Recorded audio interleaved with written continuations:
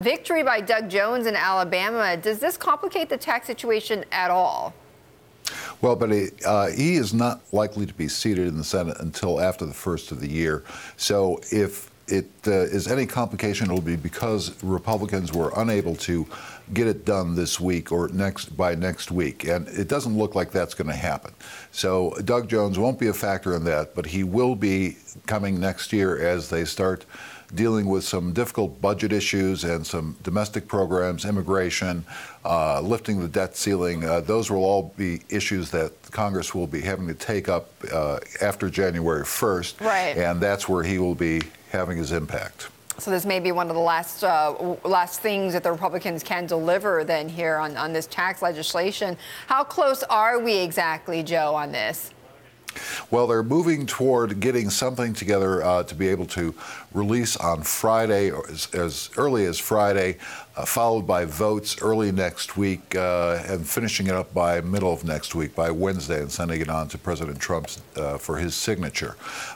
They are working out still some details, mostly to keep on board various senators who had expressed concerns, particularly Susan Collins, and dealing with some other legislation that will come separately so that they can fulfill all those promises. Joe, how uncomfortable does this situation in Alabama make the internal politics in the GOP? Because, of course, we've got a Florida senator tweeting thanking Steve Bannon for gifting the Democrats a seat, and the Great American Alliance blaming Mitch McConnell for not endorsing Roy Moore. Are we on the brink of a civil war in the Republican Party?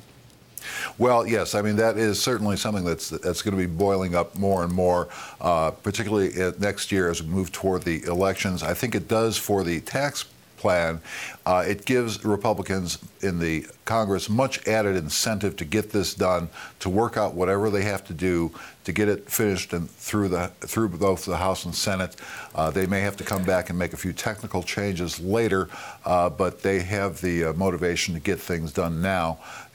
Now, when it comes to the congressional elections, which will be next November, that I think will be where it becomes interesting, and whether or not Bannon and that wing of the party can in fact raise enough candidates to challenge incumbent Republicans, that will be the big difference. It could be, though, that Bannon lost some steam with this.